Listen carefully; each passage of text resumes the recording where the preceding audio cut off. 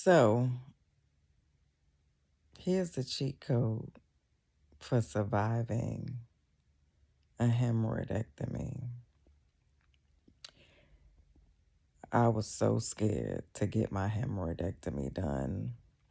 I've had 2 children, both vaginal births. One 7 pounds, 10 ounces. The last one 8 pounds, 9 ounces. So, you know the kind of hemorrhoid I had. Um, But I went ahead.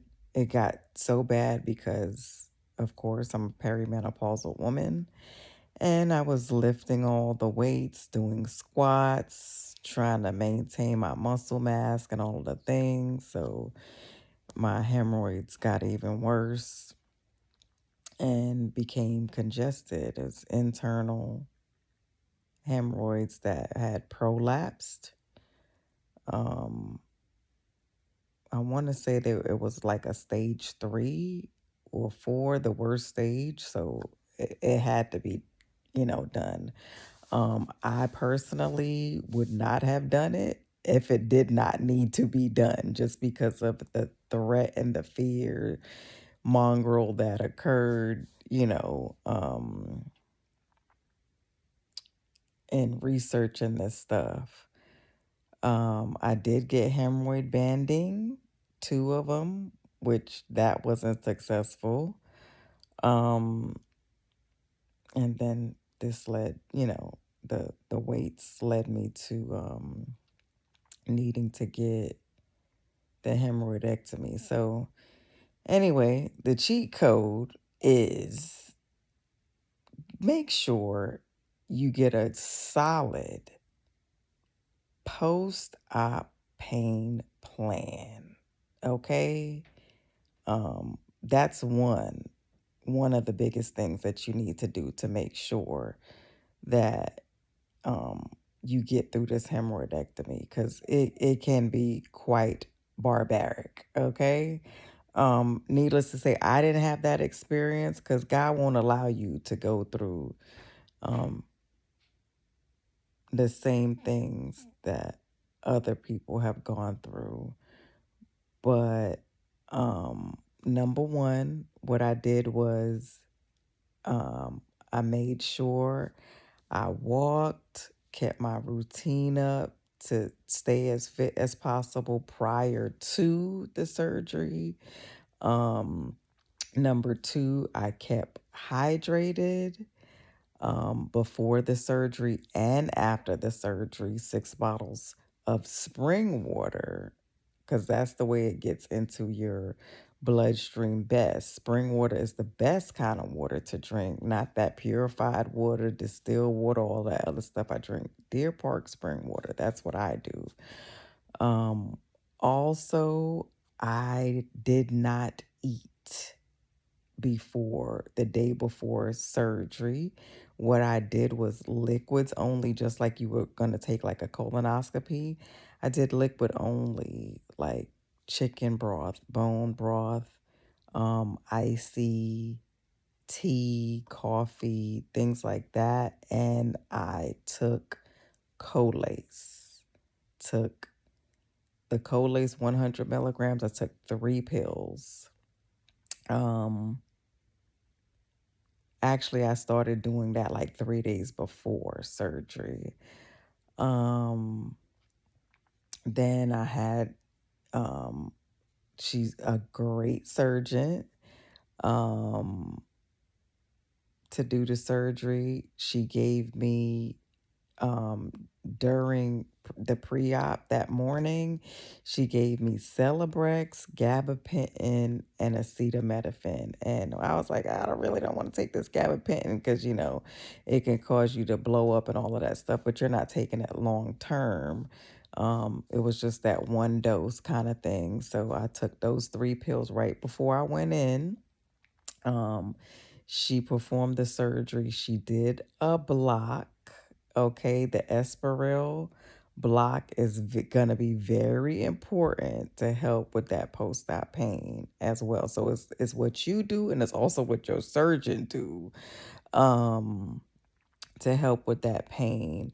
And then the trifecta that I received um was tramadol 50 milligrams, cyclobenzaprine 10 milligrams, and Ketorolac 10 milligrams. Now, again, well, not again, because I didn't say this before, but while I am a registered nurse, I'm not your nurse. And I ain't no doctor. So, and I don't know what's going to work for you, but I know this worked for me. So you need to definitely consult with your doctor, which is what I did. I knew what was going to work for me, and what are the meds that I was taking, because you have to worry about interactions, different things like that. So definitely talk to your doctor to see what is going to work for you best. But like I said, tramadol 50 milligrams, cyclobenzaprine, because them anal spasms ain't no joke. And you wouldn't think to include cyclobenzaprine, which is a muscle relaxant, in your post-op pain management, but it's so important. Okay.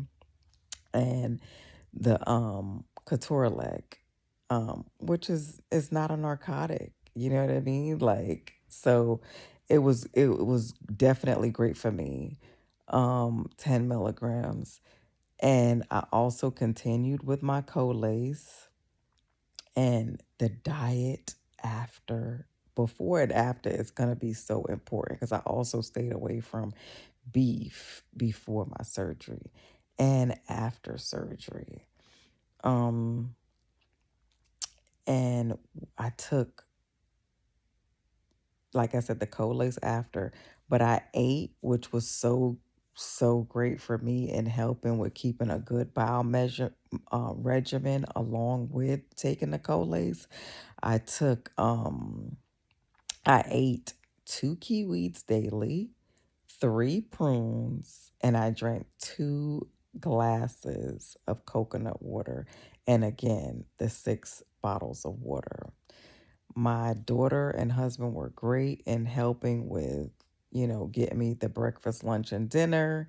And again, it was bland. It didn't include any beef, and it didn't include any rice. And the bread that it did include, it was 1 slice of sourdough bread. So all of that other stuff, that rice, that beef, you thinking I need a burger because my iron is low, I need a steak, it's gonna back you up. It's gonna be ripping through that flesh. So I definitely stayed away from that, which helped. So the first day, my husband made pho, and we usually do rice noodles. They ate rice noodles. I just ate the broth and ate the chicken breast that he made with it, with some cut up um, scallion. So, and then in the morning, I had like boiled eggs, and I ate the whites because I really don't like yolk. Turkey bacon, and again, that slice of sourdough. And my diet just really included soups, like tomato soup, um, with chicken. Like it was very bland.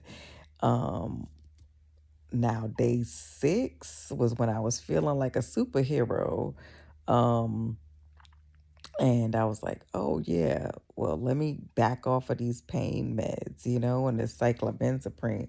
And I started to feel that anal spasm, and I was like, oh, yeah, no. So got right back on the regimen, and I took it. I don't chase your pain. Even if you're feeling good, you need to take the pain medicine on schedule, because you don't want to have to chase that pain. By day 8, I didn't have to take any medicine at all. I definitely made sure, like, I did laps around my room to try to keep moving. And the first bowel movement I had was actually 24 hours after surgery. And I thought, I was bracing myself that it was going to be excruciating, but it was not. And it was because I prepped myself and I ate, real bland. So that's gonna be very, very important. You just it has to be a collective, and you have to everything that I'm saying, you have to do it all together, and you have to even after my surgery, I had it in January. I'm still eating my kiwi. I'm still drinking my coconut water first thing in the morning. That's the first thing you want to hit your stomach. I do fresh lemon and ginger tea. Um, and I don't strain. The prunes I backed off on, but you definitely want to, you know, keep a regimen, a bowel regimen, because the last thing you want to do is have this surgery, is excruciating, and then have to go back and redo or have these hemorrhoids come down again. So and then also with cleaning, I use wipes, and it was a lot of padding. And then I would, wash up after. People talk about, tub bath sits. I only did like the sits baths like once, and that was day 6 when I backed off of my meds. Um I have a handheld shower sprayer, so I use that. And I also did, when you have babies vaginally, you have that perineal squirt bottle. Put some betadine in there with warm water and squirted, and that also helped. So, again, rewind, do what you got to do to listen to this. It's a raw cut. It's just me here, but I feel like laying here in my raw state, lips probably all dry because I don't have my um, lip balm on. But, you know, I've had somebody reach out to me recently, and this is something that women don't talk about or people don't talk about. Like, you got this piece of meat hanging out, hanging down your butt, pants wet, because you don't talk about that either because of the mucosa and all of that stuff. When you got hemorrhoids, it's like people feel ashamed to discuss this, but we living our life out together, you know what I mean? So um and we're living it silently, but yet together, because we're not sharing, and in community to say, hey, I'm going through this. Have you experienced this? To know that, we all are going through something similar. So, needless to say, I wanted to share my hemorrhoid journey, and hopefully it was helpful.